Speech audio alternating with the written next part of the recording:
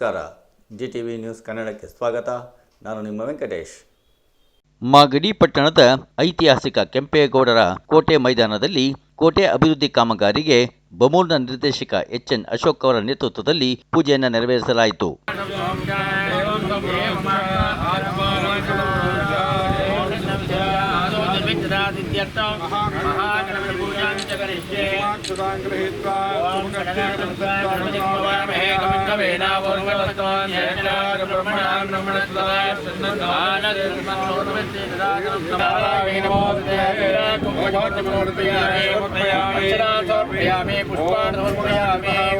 ಏಕದಂತಾಯ ನಮಃ ಓಂ ಕಪಿಲಾಯ ನಮಃ ಓಂ ಗಜಗಣಪತಿಯಾಯ ನಮಃ ಓಂ ಲಂಬೋದರಾಯ ನಮಃ ಓಂ ವಿಘ್ನರಾಜಾಯ ನಮಃ ಓಂ ಧೂಮ್ರೇಂದ್ರಾಯ ನಮಃ ಓಂ ಗಣಾಧ್ಯಾಯ ನಮಃ ಓಂ ಪಾದರಾಯ ನಮಃ ಓಂ ದೀಪಂ ದರ್ಶಯಾಮಿ ಸಾಧ್ಯಂ ತ್ರಿವರ್ತ ಸಂಯೋಗಮಿತಿರಾಯ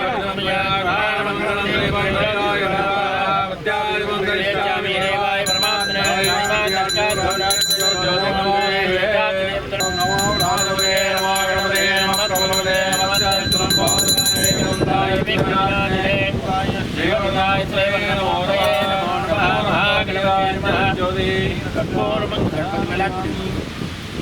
महागणपते नमः. वेदोक्तमंत्र पुष्पाणि समर्पयामि.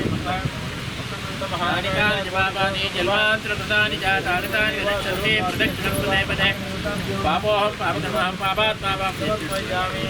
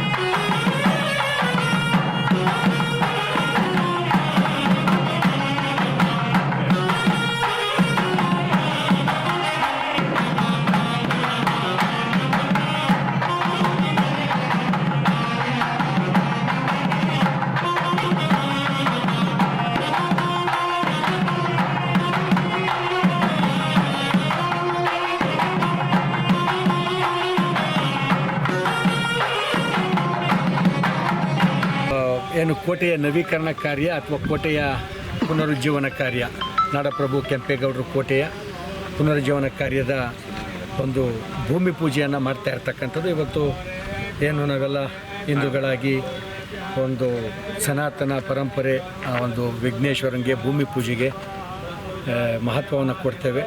ವಾಸ್ತು ಪೂಜೆಯನ್ನು ಮಾಡ್ತಾ ಈ ಕಾರ್ಯಕ್ರಮ ನಿರ್ವಿಘ್ನವಾಗಿ ಯಾವುದೇ ಅಡೆತಡೆ ಇಲ್ಲದಂಗೆ ಉಚ್ಛ್ರಾಯ ಸ್ಥಿತಿಗೆ ಬರಲಿ, ಕೆಂಪೇಗೌಡರು ಕಟ್ಟಿದಂಥ ಕೋಟೆ ಗತಕಾಲದ ವೈಭವವನ್ನು ಮರುಕಳಿಸಲಿ ಅಂತಕ್ಕಂಥ ನಿಟ್ಟಿನಲ್ಲಿ ಒಂದು ಭೂಮಿ ಪೂಜೆಯನ್ನು ಮಾಡ್ತಾ ಇರ್ತಕ್ಕಂಥದ್ದು.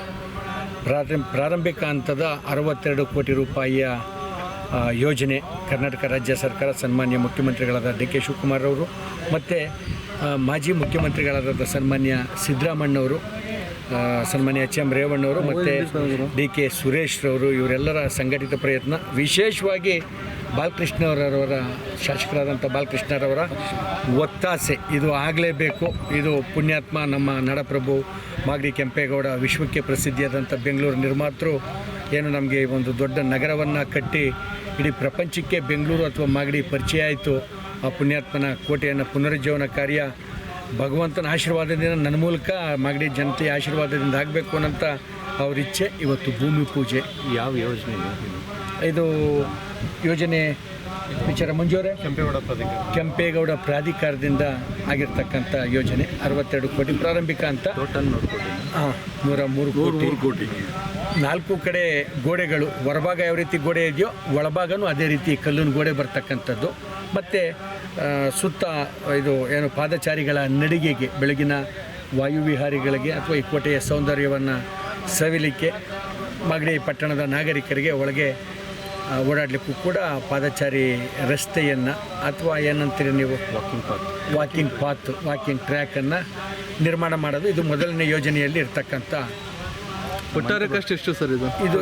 ಈಗ ಇವತ್ತು ಭೂಮಿ ಪೂಜೆಗೆ ಅಣಿಯಾಗಿರ್ತಕ್ಕಂಥದ್ದು 62 ಕೋಟಿ ರೂಪಾಯಿಗಳ ವೆಚ್ಚದಲ್ಲಿ. ಹೊರಗಡೆ ಏನು ಬರುತ್ತೆ? ಮಂಟಪಗಳು, ಮುಂದೇನ ರಾಜ್ಯ, ಇದು 2ನೇ ಹಂತದ ಯೋಜನೆ ಏನಾಗಿದೆ ಅದನ್ನು ಸಂಪೂರ್ಣವಾಗಿ ಹೊರಭಾಗದಲ್ಲಿ ದಕ್ಷಿಣ ಮುಖ ಕೇಂದ್ರ ರಸ್ತೆಗೆ, ಮುಖ್ಯ ರಸ್ತೆಗೆ, ಬೆಂಗಳೂರು ಸೋಮವಾರಪೇಟೆ ಏನು ರಾಜ್ಯ ಹೆದ್ದಾರಿ ಇದೆ ಆ ಮುಖ್ಯ ರಸ್ತೆಗೆ ಬಿಚ್ಚುಗತ್ತಿ ಕೆಂಪೇಗೌಡರ ದೊಡ್ಡ ಪ್ರತಿಮೆ, ಇನ್ನೂ ಬೇರೆ ಉದ್ಯಾನವನ, ಅವರ ನೆನಪಿನ ಅವ್ರ ಕಾಲದ ನೆನಪಿನಲ್ಲಿ ಉಳಿತಕ್ಕಂಥ ಒಳಗೆ ಒಂದು ಸಾಲು ಮಂಟಪ, ಕೆಂಪೇಗೌಡರ ಕಾಲದ ಪುನರುತ್ಥಾನ ಏನಾಗಬೇಕು ಅದು ಕೂಡ ಆ ಕಾಲದ್ದು ಆಗ್ತಕ್ಕಂಥದ್ದು. ಮೊದಲನೇ ಹಂತದಲ್ಲಿ ಇಷ್ಟು ಸರ್. ಅವಧಿ ಕಾಂಟ್ರಾಕ್ಟ್ರು 1 ವರ್ಷದಲ್ಲೇ ಮುಗಿಸ್ತಾರೋ, 6 ತಿಂಗಳು ಮುಗಿಸ್ತಾರೆ. 1 ವರ್ಷ ಇದೆ ಸರ್ ಸರ್ಕಾರ ನಿಗದಿ ಮಾಡಿರ್ತಕ್ಕಂಥ ಅವಧಿ.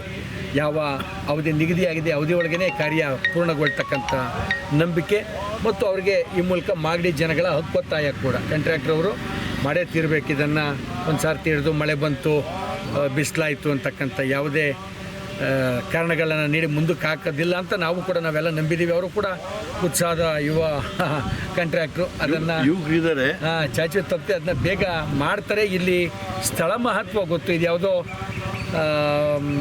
ಬೇರೆ ಸರ್ಕಾರಿ ಟೆಂಡರ್ನಲ್ಲಾಗಿರ್ತಕ್ಕಂಥ ಕಾಮಗಾರಿಗಳನ್ನು ಮಾಡಲಿಕ್ಕೂ, ಈ ಇತಿಹಾಸ ಪುರುಷ ಕೆಂಪೇಗೌಡರ ಕೋಟೆಯ ಪುನರುಜ್ಜೀವನ ಮಾಡ್ತಕ್ಕಂಥದ್ದಕ್ಕೂ ಇದು ಎಲ್ಲರಿಗೂ ಸಿಗ್ತಕ್ಕಂಥ ಕೆಲಸ ಇಲ್ಲ. ಜೀವಿತಾವಧಿಯಲ್ಲಿ ಒಮ್ಮೆ ಸಿಗ್ತಕ್ಕಂಥದ್ದು ಪೂರ್ವ ಜನ್ಮದ ಸುಕೃತ ಅಂತ ನಾನಾದರೂ ಭಾವಿಸ್ತೀನಿ. ಅದು ಬಾಲಕೃಷ್ಣವ್ರಿಗೆ ಸಿಕ್ಕಿರ್ತಕ್ಕಂಥದ್ದಾಗ್ಬೋದು, ಇಲ್ಲಿಯ ಸ್ಥಳೀಯ ಜನಪ್ರತಿನಿಧಿಯಾಗಿ, ಅಥವಾ ಕಾಂಟ್ರಾಕ್ಟ್ ಮಾಡೋಕ್ಕೆ ಬಂದಿರತಕ್ಕಂಥ ಮಂಜುನಾಥ್ ಅವ್ರದ್ದಾಗ್ಬೋದು. ಸರ್, ಇದು ಚಾರಿತ್ರಿಕ ಸ್ಮಾರಕ. ಹೌದು ಸರ್. ಚರಿತ್ರೆಯನ್ನು ಉಳಿಸ್ತಕ್ಕಂಥ ಯೋಜನೆ ಏನಾದರೂ ಇದೆಯಾ? ದಯಮಾಡಿ ಪ್ಲಾನು ಎಸ್ಟಿಮೇಟ್ ಏನಿದೆ ಅದನ್ನು ಪ್ರದರ್ಶನ ಮಾಡಿ. ಅದು ಇವತ್ತು ಪೂಜೆಗೆ ಬಂದಿರೋದ್ರಿಂದ ನಾನು ತಂದಿಲ್ಲ ಸರ್. ಇದಕ್ಕೆ ಅಂತಲೇ ತಾವು ಹೇಳ್ತಾ ಇರೋಂಥ ವಿಚಾರ, ತಾವು ಕೇಳ್ತಾ ಇರೋಂಥ ವಿಚಾರಕ್ಕೇ ನಾಳೆ ಅಥವಾ ನಾಡಿದ್ರಲ್ಲಿ ಅದನ್ನು ಒಂದು ಪತ್ರಿಕಾಗೋಷ್ಠಿಯನ್ನು ಕರೆದು ತಮ್ಮೆಲ್ಲರಿಗೂ ಕೂಡ ಕೊಟ್ಟು ಆ ಮೂಲಕ ಹೊರ ಜಗತ್ತಿನ ನಾಗರಿಕರಿಗೂ ಕಂದಕದ್ದು ವಿಚಾರವಾಗಿ ಯಾವ ರೀತಿ ಅಭಿವೃದ್ಧಿ? ಕಂದಕದ ವಿಚಾರ ಸರ್ 2ನೇ ಹಂತದಲ್ಲಿ ಬರ್ತಕ್ಕಂಥದ್ದು. ಇದು ಯಾರ ಮನಸ್ಸಿಗೂ ನೋವಾಗದಂಗೆ, ಇತಿಹಾಸನೂ ಉಳಿಯಂಗೆ, ಜೊತೆಗೆ ಸಾರ್ವಜನಿಕರಿಗೆ ಓಡಾಡ್ತಕ್ಕಂಥ ಇದು ಕೇಳಿ ತಮಗೇನೆ ಗೊತ್ತು. ಬೆಂಗಳೂರಿಂದ ಸೋಮವಾರಪೇಟೆಗೆ ಹಿಂದೆ ಸನ್ಮಾನ್ಯ ಸಿದ್ದರಾಮಣ್ಣವರು ಮಾಡಿಕೊಟ್ಟಂಥ ಯೋಜನೆ, ಸನ್ಮಾನ್ಯ ಡಿ ಕೆ ಶಿವಕುಮಾರ್ ಅವರು ಮಾಡಿಕೊಟ್ಟಂಥ ಯೋಜನೆ. ಸಾವಿರಾರು ವಾಹನಗಳು ಪ್ರತಿನಿತ್ಯ ಓಡಾಡಬೇಕಾದಂಥ ಸಂದರ್ಭದಲ್ಲಿ ಓಡಾಡ್ತಕ್ಕಂಥ ವಾಹನದ ಸವಾರರಿಗೂ ತೊಂದರೆ ಆಗದಾಗೆ ಇಲ್ಲಿಯ ಇತಿಹಾಸವೂ ಉಳಿಬೇಕಾದಂಥ, ಮತ್ತು ಮುಂದಿನ ತಲೆಮಾರಿಗೆ ಹಿಂದೆ ಹೊರಗಡೆ ಕೆಂಪೇಗೌಡರು ಕೋಟೆಗೆ ರಕ್ಷಣೆಯಾಗಿ ಕಂದಕ ಏನು ನಿರ್ಮಾಣ ಮಾಡಿದ್ರು, ಇವೆಲ್ಲ ಸಾಂಕೇತಿಕವಾಗಿ ಏನಿರಬೇಕು ಅವು ಇರಬೇಕು ಅಂತಕ್ಕಂಥದ್ದು ಕೂಡ ನಮ್ಮೆಲ್ಲರ ಆಸೆ. ಸಂಬಂಧಪಟ್ಟ ಸಂಪೂರ್ಣ ನೀಲಿ ನಕ್ಷೆಯನ್ನು ತಮಗೆ ಒಂದು ಮಾಧ್ಯಮವಾದ ಎಲ್ಲವನ್ನು ಕರೆದು ತಮ್ಮೆಲ್ಲರಿಗೂ ಕೂಡ ಅದನ್ನು ಕೊಡ್ತಕ್ಕಂಥ ಕೆಲಸ ಮಾಡ್ತೀನಿ. ಇದು ಬೆಳಗ್ಗೆ 7:30-8 ಗಂಟೆಗೆ ಭೂಮಿ ಪೂಜೆ ಇದ್ದಿದ್ದರಿಂದ ನಾವು ಕೂಡ ಬೇಗ ಬಂದಿದ್ದರಿಂದ ಅದನ್ನು ತಮಗೆ ಇವತ್ತು ಒದಗಿಸ್ಲಿಕ್ಕೆ ಆಗ್ತಾಯಿಲ್ಲ, ಕ್ಷಮೆ ಕೇಳ್ತಾ ಬರ್ತಕ್ಕಂಥ ನಾಳೆ ನಾಡಿದ್ರೊಳಗೇನೆ ಅದನ್ನು ತಮ್ಮೆಲ್ಲರಿಗೂ ಕೊಡ್ತೀನಿ ಅಂತಕ್ಕಂಥ ಮ್ಯಾಪ್ ಹಾಕ್ಬಿಡ್ತೀವಿ. ಒಂದು ಮ್ಯಾಪು ನಿಮ್ದು ಏನೈತೆ, ಒಂದು ಮ್ಯಾಪ್ ಒಂದು ಫ್ಲೆಕ್ಸ್ ಮಾಡಿ, ಒಂದು 10 ಅಡಿ ನೀಲಿ ನಕ್ಷೆ ಏನೈತೆ, 10 ಅಡಿಗೆ 20 ಅಡಿ ಎಷ್ಟು ಬೇಕು ಅದು ಎಲ್ಲ ಸಾರ್ವಜನಿಕರ ಗಮನಕ್ಕೆ ಏನೇನು ಬರ್ತದೆ. ಮೊದಲನೇ ಅಂತ ಏನು ಎರಡನೇ ಹಂತ ಪ್ರಾರಂಭ ಆದಾಗ ಕೂಡ ಇವಾಗಲೇ ನಿಮಗೆ ಅದು ನೀಲಿ ನಕ್ಷೆ ಸಂಪೂರ್ಣ ಸಿದ್ಧವಾಗಿಲ್ದಿದ್ದಾಗ ತಾವು ಕೂಡ ಕೊಡ್ಲಿಕ್ಕಾಗಲ್ಲ. ಮೊದಲನೇ ಹಂತದ್ದು ಏನಿದೆ ಸಂಪೂರ್ಣ ಅನುಮೋದನೆ ಸರ್ಕಾರದಿಂದ ರಾಜ್ಯ ವಸ್ತು ಇಲಾಖೆಯಿಂದ ಅನುಮೋದನೆಗೊಂಡಿರ್ತಕ್ಕಂಥದ್ದು ಏನೈತೆ ಅದನ್ನು ಸಂಪೂರ್ಣ ಪ್ರದರ್ಶನ ಮಾಡಿ ಮತ್ತು ಅಭಿವೃದ್ಧಿ ಪ್ರಾಧಿಕಾರದ್ದು ಕೆಂಪೇಗೌಡ ಅಭಿವೃದ್ಧಿ ಪ್ರಾಧಿಕಾರದ್ದು.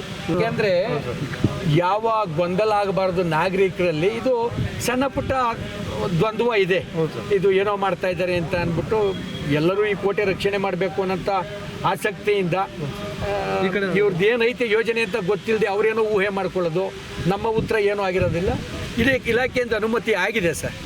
ಇದು ಇವತ್ತಿನ ಮಾಗಡಿಯ ಸುದ್ದಿ ಸಮಾಚಾರ. ನಿರಂತರ ಸುದ್ದಿ ಸಮಾಚಾರಕ್ಕೆ ವೀಕ್ಷಿಸಿ ನಿಮ್ಮ GTV ನ್ಯೂಸ್ ಕನ್ನಡವನ್ನು. ವಂದನೆಗಳು.